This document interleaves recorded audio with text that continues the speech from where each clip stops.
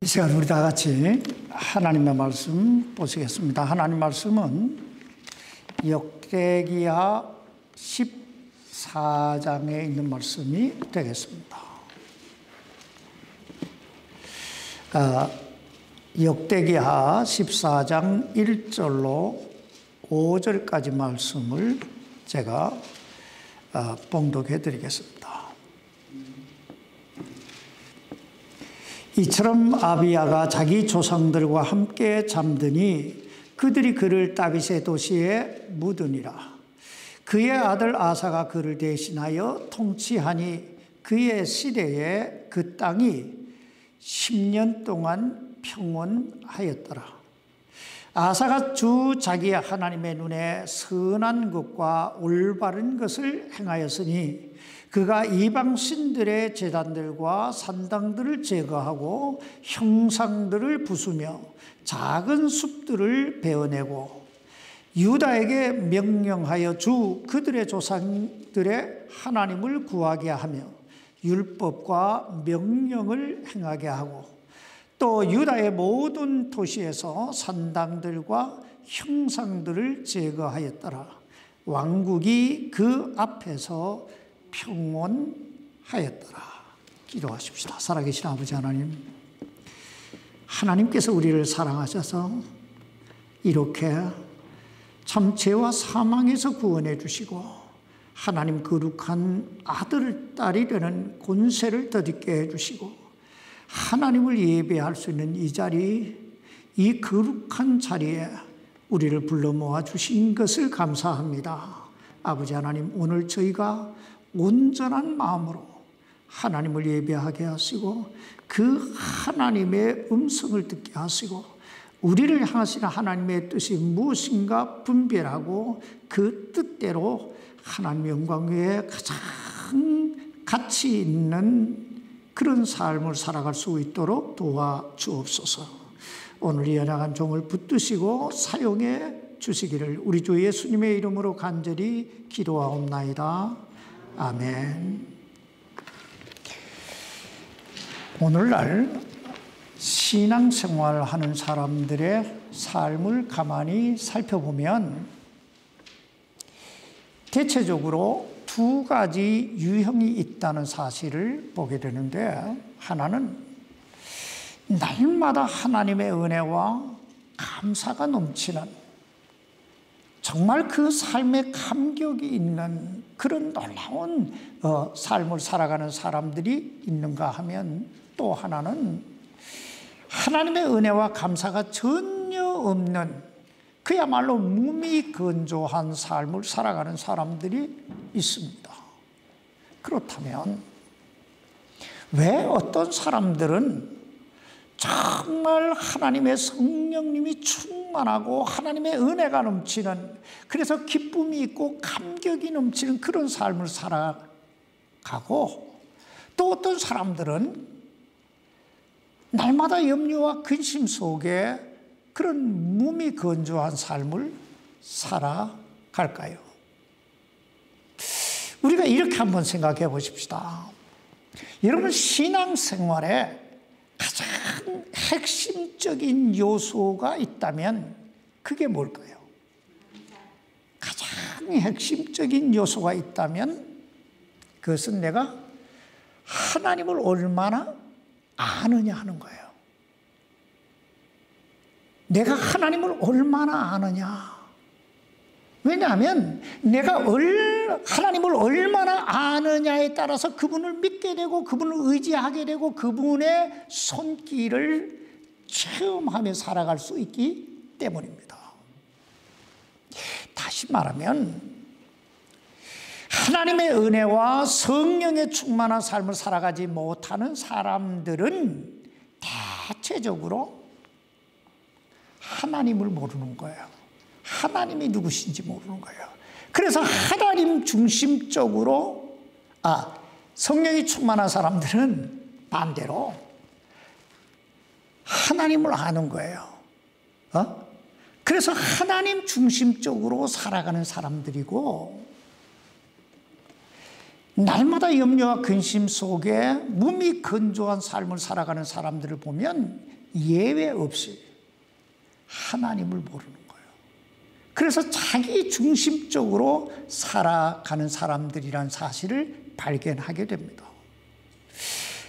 그러므로 이런 사람들은 예외 없이 한결같이 하나님의 말씀을 보지 않아요. 하나님 말씀을 보지 않아요. 그저 이 하나님의 말씀은 장식용이에요. 교회에 올 때만 필요한 거예요. 둘째, 기도하지 않아요. 하나님이 누구신지 모르니까 기도가 자연적으로 안 나오겠죠. 세 번째, 그 입술에 찬양과 감사가 없어요. 그저 왔다 갔다 하는 거예요. 왔다 갔다 하는 거예요. 그러니까 그 삶이 날마다 몸이 건조할 수밖에 없는 거죠. 그렇다면 우리는 어떻게 날마다 성령이 충만하고 하나님의 은혜와 능력이 넘치는 그런 삶을 살아갈 수 있을까요? 이사야 선지자는 그 비결을 이사야서 40장 30절 이하에서 이렇게 말씀하고 있습니다. 심지어 소년들도 기진하고 피곤하며 청년들도 완전히 쓰러지되 오직 주를 우러러 바라보는 자들은 자기 힘을 회복하리니. 여러분, 어떤 사람이 자기 힘을 회복하게 된다고요? 오직 주를 우러러 바라보는 자들은 자기 힘을 회복하리니. 여기에서 자기 힘을 회복한다라고 하는 말은 하나님과 올바른 관계를 회복한다라는 의미예요. 자, 예를 들면 여러분, 아담이 범죄하지 않았을 때, 즉 하나님과 올바른 관계 속에 있을 때 그의 삶은 어떠했습니까? 그때 그에게는 이 세상 모든 것을 정복하고 다스릴 수 있는 능력이 있었습니다. 또 그의 삶은 조금도 부족함이 없는 그야말로 넘치는 삶이었습니다. 바로 그 능력, 그 넘치는 삶을 회복시켜 주신다라는 뜻이에요. 자기 힘을 회복하리니. 그러면서 여기 40장 31절에 계속 보면 그 삶이 어떤 삶인가에 대해 이렇게 얘기합니다. 오직 주를 우러러 바라보는 자들은 자기 힘을 회복하리니 그들은 독수리같이 날개치며 올라갈 것이요 달려가도 피곤하지 아니하고 걸어가도 기진하지 아니하리로다. 여러분이 얼마나 신나고 멋있는 삶입니까? 독수리같이 날개치며 올라갈 것이, 달려가도 피곤치 않고 걸어가도 기진하지 아니하리로다. 근데 오늘 우리들의 삶의 현실은 어떻습니까? 과연 독수리 날개치며 올라가는 그런 승리로운 그런 삶을 살아가고 있습니까? 아니면 그냥 좋은 날개가 쳐진 그런 삶을 살아가고 있습니까? 얼마 전에 신문을 보니까요, 3살 먹은 어린 아이에게도 스트레스성 두통이 있다고 합니다. 몇 살 먹었다고요? 3살. 그러니 하물며 어른들이야 오죽하겠어요? 아니, 여기 이사야서 40장 30절에 뭐라고 말씀합니까? 소년들도 기진하고 피곤하며 청년들도 완전히 쓰러진다고 말씀하고 있잖아요. 이 세상 돌아보세요. 얼마나 피곤에 찌들어 있는지 몰라요. 그저 쭉 처져 살고 있지 않습니까? 그렇다면 오늘 우리는 어떻게 주를 우러러 바라보며 자기 힘을 회복하고 여기 독수리같이 날개치며 올라가는 삶, 달려도 뛰어도 곤비지 않는 그런 삶을 살아갈 수 있을까요? 우리가 하나님을 우러러 바라보며 그 하나님 중심적인 삶을 살기 위해서는 무엇보다 내가 믿는 하나님이 누구신가를 알아야 돼요. 내가 믿는 하나님이 누구신가? 여러분이 믿는 하나님이 누구십니까? 우리말 속담에 이런 말이 있죠. 알아야 면장도 한다고. 그 옛날에는 면장이 뭐 그렇게 그 대단한 짭이 아니었나 봐요. 요즘은 한국에 가봤더니 이장만 해도 월급을 준대요. 그러니까 면장하면 얼마나 더 땅땅거리 살겠어요. 어? 자, 신앙생활도 마찬가지예요. 어? 알아야, 하나님이 어떤 분이신가를 알아야 그 하나님을 우러러 바라볼 수 있잖아요. 어? 그러므로 역대상 28장 9절에 보면 다윗 왕이 자신의 임종을 앞에 두고 그의 사랑하는 아들 솔로몬을 불러놓고 이렇게 유언합니다. 내 아들 솔로몬아, 너는 내 아버지의 하나님을 알고 완전한 마음과 자원하는 생각으로 그분을 섬길지어다. 주께서 모든 마음을 살피시고 생각으로 상상하는 모든 것을 아시나니 내가 만일 그분을 찾으면 만날 것이로되 내가 만일 그분을 버리면 그분께서 너를 영원히 버리시리라. 지금 다윗은 그 아들 솔로몬에게 왕위를 물려주면서 솔로몬아, 너는 정치를 알아야 된다. 너는 사람을 알아야 된다. 너는 경제를 알아야 된다. 이렇게 권면하지 않습니다. 너는 내 아버지의 하나님을 알아야 된다. 그렇다면 여러분, 왜 다윗은 이런 유언을 그 사랑하는 아들 솔로몬에게 남겼을까요? 다윗이 이런 유언을 남긴 것은 오랜 인생 경륜을 통해 오직 하나님만이 모든 것이 되신다는 사실을 깨달은 거예요. 체험한 거예요. 우리 인생의 모든 것이 되시는 하나님, 여러분 믿습니까? 그분 안에 생명이 있고 그분 안에 만족이 있고 그분 안에 부귀가 있고 그분 안에 참된 기쁨과 소망과 행복과 그분 안에 인생의 모든 가치가 있는 거예요. 그러므로 자신의 죽음을 앞에 두고 다윗은 그의 사랑하는 아들 솔로몬을 향하여 이렇게 말합니다. 내 아버지의 하나님을 알라. 내 아버지의 하나님을 알아라. 그리고 완전한 마음과 자원하는 생각으로 그분을 섬길지어다. 자, 그렇다면 오늘 여러분은 하나님에 대해 얼마나 알고 계십니까? 또 얼마나 완전한 마음과 자원하는 생각으로 그분을 섬기시고 계십니까? 오늘 본문에 보면 하나님을 네 가지 유형으로 우리에게 소개하고 있는데, 첫째, 하나님은 우리를 보시고 계시는 분이시다라고 소개하고 있습니다. 하나님 어떤 분이시라고요? 우리를 보시고 계시는 하나님. 여기 역대기하 14장 2절 말씀 보시기 바랍니다. 아사가 주 자기 하나님의 눈에 선한 것과 올바른 것을 행하였으니. 여러분, 지금 하나님의 눈이 누구를 향하고 계십니까? 아사가 자기 주 자기 하나님의 눈에 선한 것과 올바른 것을 행하였으니, 이 말씀은 한마디로 하나님의 눈이 아사를 바라보고 계셨다 하는 거예요. 하나님의 눈이 아사를 바라보고 계셨다. 그렇다면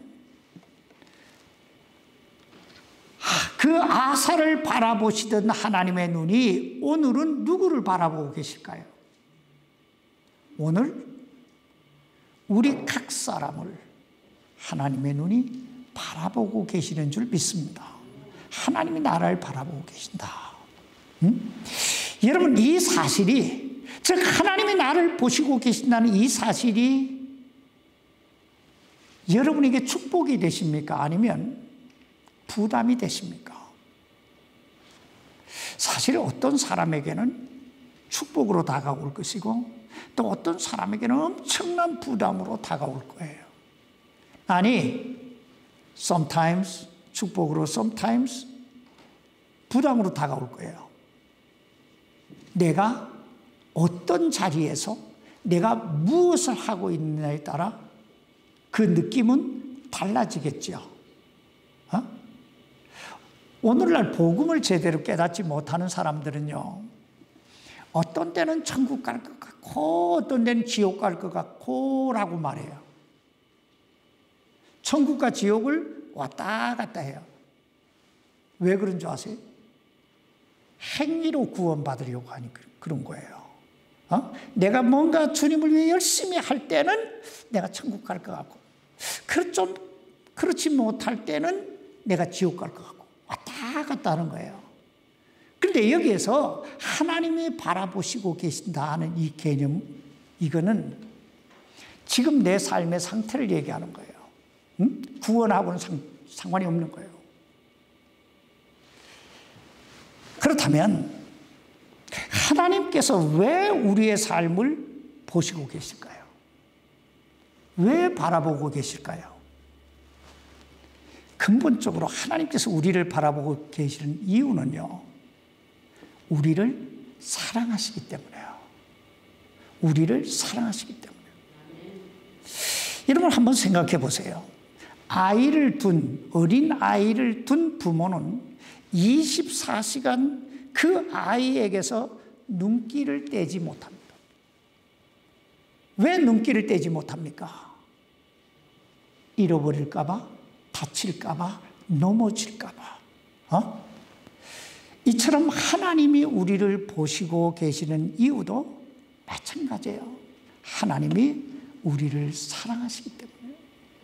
오늘 여러분은 이 하나님의 사랑을 느끼십니까? 하나님이 나를 사랑하신다는 이것이 여러분 삶 속에 정말 느껴지느냐는 거예요. 하나님께서 나를 사랑하신다. 나를 사랑하시되 엄청나게 말로 형용할 수 없을 정도로 사랑하신다. 아니, 얼마나 사랑하시는지 천하보다도 귀하다고 하시잖아요. 천하보다도 귀하다. 여러분 한번 생각해 보세요. 하나님께서 이 천지 만물을 창조하실 때 뭘로 창조하셨습니까? 말씀으로 창조하셨어요. 그런데 우리를 죄와 사망에서 구원하시기 위해 하나님이 어떤 일을 하십니까? 당신의 아들 독생자 예수 그리스도를 이 땅에 보내사 그분을 십자가에 못 박혀 죽게 하심으로 그 피값으로, 그 보혈의 값으로 우리를 죄와 사망에서 구원하신 줄 믿습니다. 그러니 얼마나 놀라운 사랑입니까? 이 얼마나 엄청난 사랑이에요. 사랑은 희생과 비례한다는 말이 있습니다. 즉 얼마나 수고하고 얼마나 희생했느냐에 따라서 그 사랑의 가치를 알 수 있다는 거예요. 그런데 하나님은 당신의 아들 독생자 예수 그리스도를 십자가에 내어주심으로 우리를 죄와 사망에서 구원해 주신 분이에요. 그러니까 하나님이 우리를 얼마나 사랑하시는가. 여러분 우리가 잘 아는 요한복음 3장 16절 말씀 여러분 다 아시지요? 그 첫 말씀이 뭐예요? 하나님이 세상을 이처럼 사랑하사, 하나님께서 세상을 이처럼 사랑하사, 그 다음 뭐예요? 자신의 독생자를 주셨으니. 여기 세상은 바로 나를 얘기하는 거예요. 하나님이 나를 사랑하사 자신의 독생자 예수 그리스도를 주셨다 이거예요. 오늘 여러분은 이 말씀을 믿습니까? 사실 이 놀라운 하나님의 은혜와 하나님의 사랑을 믿는 사람은요, 달라지게 돼 있어요. 아니, 달라질 수밖에 없어요. 여기 오늘 역대기하 14장 3절 말씀 보세요. 그가 이방 신들의 제단들과 산당들을 제거하고 형상들을 부수며 작은 숲들을 베어내고. 여러분, 이 말씀의 의미가 뭘까요? 이 말씀의 의미는 하나님을 만난, 그 하나님의 사랑을 깨달은 아사 왕이 자신과 하나님 사이를 가로막고 있던 우상들을 제거했더라, 이 말이에요. 사실 이게요, 하나님을 진심으로 만난 사람들 안에 일어나는 첫 번째 변화예요. 첫 번째 변화예요. 생각해 보세요. 여러분, 사랑이 뭡니까? 사랑은요, 뭐니 해도 함께 하는 게 사랑이에요. 함께 하는 게 사랑이에요. 그래서 이런 말이 있잖아요. 몸이 멀어지면, 그러니까 사랑은 함께 하는 게 사랑이란 말이에요. 그런데 하나님과 나 사이를 가로막는 그 무엇인가가 있다고 생각해 보세요. 우리가 어떻게 하나님과 함께 할 수 있겠어요? 그러므로 아사 왕이 하나님과 자신 사이를 가로막은 그 우상을 제거했다는 거예요. 자, 계속 여기 4절 말씀 보세요. 유다에게 명령하여 주 그들의 조상들의 하나님을 구하게 하며. 이게 하나님을 진심으로 만난 사람들 안에 일어나는 두 번째 변화예요. 하나님을 구하게 하며. 그리고 계속 4절 말씀을 읽어보면 율법과 명령들을 행하게 하고 라고 말씀하고 있습니다. 이게 하나님 만난 사람들의 속에 일어나는 세 번째 변화예요. 즉, 하나님 만난 사람, 그 하나님의 사랑을 깨달은 사람, 그 하나님의 사랑을 느끼기 시작한 사람은 첫째, 그것이 무엇이든 하나님과 나 사이를 가로막는 그 무엇을 제거하기 시작한다는 거예요. 왜? 하나님과 함께하기 위해서. 그것이 돈이든 세상이든 즐거움이든 사람이든 내 습관이든 그것들을 제거하기 시작한다는 거예요. 둘째는 하나님을 구하게 된다는 거예요. 하나님을 구한다. 여기 하나님을 구한다고 하는 말은 하나님을 갈망하다 이거예요. 하나님을 앙망하다. 하나님을 바라다라는 뜻이에요. 그리고 세 번째 변화는 율법과 명령들을 행하게 하고, 즉 주님 뜻대로 살고 싶다는 욕구가 샘솟듯 일어나기 시작한다는 거예요. 내가 하나님 뜻대로 살고 싶다. 하나님 말씀대로 살고 싶다. 여러분, 우리가 이렇게 살 때, 즉 하나님과 올바른 관계를 맺을 때 어떤 일이 일어나게 될까요? 여기 오늘 보면 역대기하 14장 5절 말씀 보시기 바랍니다. 또 유다의 모든 도시에서 산당들과 형상들을 제거하였더라. 왕국이 그 앞에서 평온하였더라. 이게 오늘 본문에서 소개하고 있는 두 번째 하나님의 모습입니다. 평온을 주시는 하나님, 편안을 주시는 하나님. 오늘 여기 6절 말씀 계속 보시기 바랍니다. 그가 유다의 성벽을 두른 도시들을 건축하였으니 이는 주께서 그에게 안식을 주셨으므로 그 땅에 안식이 있었고 또 그 해들에 그에게 전쟁이 없었기 때문이더라. 여러분, 지금 누가 아사 왕에게 안식을 주셨다고 말씀하고 있습니까? 주께서, 즉 하나님께서 그에게 안식을 주셨으므로 그 땅에 안식이 있었고. 그렇습니다. 진정한 안식, 진정한 편안은 하나님이 주시는 거예요. 전 종종 목회를 하면서 이런 말을 듣습니다. 목사님 참 이상해요. 예수님 믿기 전에는 조금만 문제가 생겨도 그렇게 마음이 불안하고 안절부절 못했는데 예수님 믿고 나니까 무슨 일을 만나도 별로 그렇게 염려가 안 돼요. 마음이 편안해요. 아니, 내 마음속에 이번에는 하나님께서 이 일을 통해 어떤 일을 만들어 가실까 하는 어떤 기대감이 생기기 시작해요. 이런 말을 들어요. 여러분, 지금 이 사람 속에 어떤 일이 일어난 것일까요? 하나님이 그 마음에 편안을 주신 줄 믿습니다. 하나님이 그 마음에 안식을 주신 거예요. 이것을 주님은 요한복음 14장 27절에서 이렇게 말씀합니다. 내가 너에게 편안을 남기노니 곧 나의 편안을 너에게 주노라. 내가 주는 편안은 세상이 주는 것 같이 아니하니, 세상이 주는 것 같지 않니, 세상이 주는 것 같지 않니, 환경이 주는 것 같지 않고, 여건이 주는 것 같지 않고, 사람들이 주는 것 같지 않고, 물질이 주는 것 같지 않는 하나님이 주시는 묘한 형언할 수 없는 어떤 안식이 있다는 거예요. 리버티 대학의 총장으로 계셨던 그 제리 포엘 목사님이 한국에 오셨을 때 이런 간증을 하시더라고요. 자신은 늘 해변가를 거닐면서 하나님께 기도하기를 좋아하는데 평소에 편안할 때 해변을 거닐며 기도하다가 뒤를 돌아보면 언제나 발자국이 2개가 있었답니다. 근데 어느 날 고난이 찾아오고 문제가 생겼을 때 기도하다가 뒤를 돌아보니까 발자국이 하나밖에 없더래요. 그래서 하나님께 여쭤봤답니다. 하나님께서도 나를 버리시나이까? 그때 그의 귓가에 아주 부드러운 하나님의 음성이 들리더랍니다. 얘야,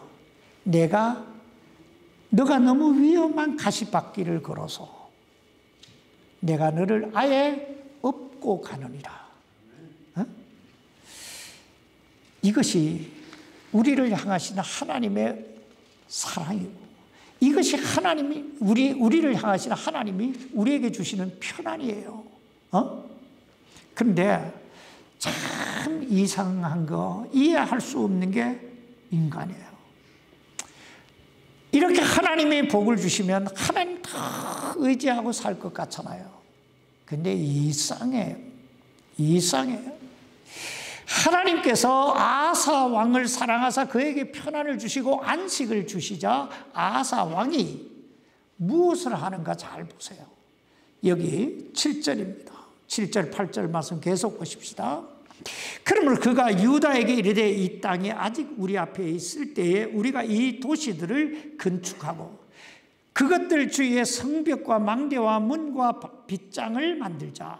우리가 우리 하나님을 구하고 우리가 그분을 구하였으므로 그분께서 우리에게 사방에 안식을 주셨느니라 하였으며 이에 그들이 건축하고 형통하였더라.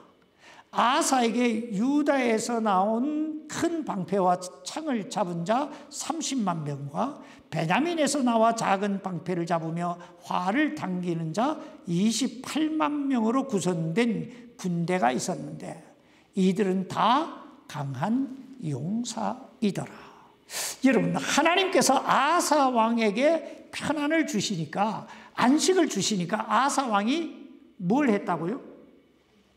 첫째는 건축했다. 성벽을 건축했다는 거예요. 둘째는 군대를 양성했다는 거예요. 그래서 성읍은 더욱더 견고해졌고 방패와 창과 화살을 잡은 군사가 몇 명이요? 58만 명이나 되었더라는 거예요. 여러분, 사람이 이쯤 되면요, 어떤 마음이 들게 될까요? 사람이 이쯤 되면요, 서서히 하나님을 의지하던 마음에서 내게 있는 군대를 의지해, 내게 있는 성벽을 의지하기 시작하는 거예요. 근데 어쩌면요, 이게 죄악된 인간의 본질인지도 몰라요. 참 누구나 그래요. 응? 그러나 우리가 꼭 기억해야 될 건요, 주께서 집을 세우지 아니하시면 그것을 세우는 자들의 수고가 헛되며 주께서 성을 지키지 아니하시면 파수꾼의 경성함이 허사로다 하신 시편 127편 1절 말씀을 우리가 기억해야 돼요. 하나님께서 세우지 아니하시면, 하나님께서 지키지 아니하시면 내가 아무리 세우려고 해도, 내가 아무리 지키려고 해도 허사가 된다는 거예요. 그러므로 하나님께서 그 사랑하시는 아사를 그냥 보시고 계실 리가 없어요. 그래서 여기 역대기하 14장 9절 말씀 보시기 바랍니다. 에티오피아 사람 세라가 그들을 치려고 100만 명의 군대와 병거 300대를 거느리고 나와 마레사에 이르매. 여러분 참 재미있잖아요. 지금 아사 왕이 몇 명의 군대를 가지고 있어요? 58만 명의 군대를 가지고 야 이제 이쯤 되면 좀 큰 소리 치고 살겠다 하고 서서히 교만의 씨가 쓱 올라오고 있을 때 하나님께서 에티오피아 사람 세라를 통해서 100만의 군대를 싹 동원하시는 거예요. 자, 이것이 오늘 본문에서 보여주는 세 번째 하나님의 모습입니다. 우리가 너무 교만해서 넘어질까 봐, 우리가 너무 거만해서 패망할까 봐 당신의 품으로 인도하시는 하나님. 만약 하나님께서 아사 왕이 하는 대로 그냥 보고만 계셨더라면, 그냥 네 맘대로 살아라고 내버려 두셨다면, 결국 아사 왕은 그 교만 때문에 이 역대기에 나오는 다른 왕들처럼 그렇게 패망하고 말았을 것입니다. 여러분, 사람이 언제 타락하는 줄 아세요? 언제 잘못되는 줄 아세요? 첫째, 일이 잘 될 때입니다. 일이 잘 될 때. 둘째, 건강할 때입니다. 셋째는 주머니에 뭔가가 있을 때입니다. 사실 어려울 때는요, 별로 타락하지 않아요. 별로 타락하지 않아요. 타락할래야 타락할 게 없어요. 그런데 뭔가 일이 잘 되고 뭔가 할 수 있다고 느끼고 뭔가 주머니에 뭔가 두툼해지면, 여기 이 아사왕을 보세요. 잘 될 때, 형통할 때는 별로 하나님 구하지 않아요. 그냥 성 짓기에 바쁘고 군사 모으기에 바빠요. 그런데 에티오피아 100만 대군이 쳐들어오니까 어떻게 합니까? 여기 11절 말씀 보시기 바랍니다. 아사가 자기 하나님께 부르짖어 이르되 주여 많은 사람들로 돕든지 능력이 없는 자들로 돕든지 주께는 그것이 아무것도 아니니이다. 오 주 우리 하나님이여 우리를 도우소서. 우리가 주를 의지하며 주의 이름으로 이 무리를 치러 가나이다. 오 주여 주는 우리 하나님이시오니 사람이 주를 이기지 못하게 하옵소서 하니라. 여기 이 한 구절에요, 주, 하나님이라는 단어가 몇 번 나온 줄 아세요? 무려 11번이나 나와요.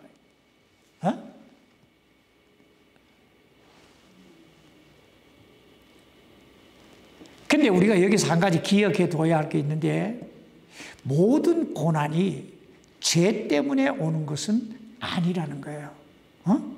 다시 말하면 때때로 고난은 오늘 이 아사왕처럼 하나님께서 우리의 삶을 좀 더 탁월하게 쓰시기 위한 하나님의 손길일 때가 많다는 거예요.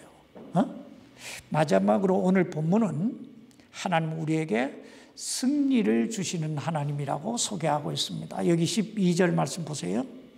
이에 여기 이에라고 하는 접속사는 11절에 나오는 아사왕의 간절한 기도를 들으신 하나님께서라는 뜻이에요. 자, 그 하나님께서 어떻게 하시는가 보십시다. 이에 주께서 아사와 유다 앞에서 에디오피아 사람들을 치심해 에디오피아 사람들이 도망하니라. 여러분, 지금 누가 에디오피아 사람들과 싸우고 계십니까? 주께서, 우리 하나님께서. 그렇습니다. 우리가 기도하면 우리 하나님은 우리 앞서 역사하시는 줄 믿습니다. 여러분, 이 얼마나 멋있는 하나님이에요. 이 하나님 우리가 어떻게 안 섬길 수 있겠어요? 우리가 이 하나님의 이름을 어떻게 안 높일 수 있겠어요? 여기 13절 말씀 보세요. 아사와 그와 함께한 백성이 그날에 이르기까지 그들을 추격하며 에디오피아 사람들이 쓰러지고 힘을 회복하지 못하였더라. 그들이 주 앞에서와 또 그분의 군대 앞에서 멸망하였더라. 그들이 노력한 물건을 심히 많이 가져가리라. 여러분, 이 얼마나 멋있고 신나는 장면입니까? 100만의 군사를 그냥 단번에 쓸어버리고 수많은 노량물을 챙겨오는 이 모습. 주를 의지하는 자에게 이 놀라운 일들이 일어나게 되는 줄 믿습니다. 그러므로 사랑하는 성도 여러분, 이제 우리가 좀 더 하나님을 알아가십시다. 하나님을 알아가기 위해서는요, 우리가 분명히 우리가 늘 해야 할 일이 있는데, 그건 이 말씀을 읽는 거예요. 말씀을 읽는 거예요. 말씀을 공부하는 거예요. 두 번째는요, 기도하는 거예요. 기도를 해야 하나님의 응답을 체험하잖아요. 그럴 때마다 한 가지씩 아는 거예요. 하나님은 이런 분이시구나. 하나님이 이런 분이구나. 말씀을 통해서, 기도를 통해서 우리는 깨달아 알게 되는 거예요. 또 한 가지 해야 될 건요, 내 안에 내가 깨닫고 내가 안 거, 그 하나님을 나누어야 되는 거예요. 나눌 때 30배, 60배, 100배가 되는 거예요.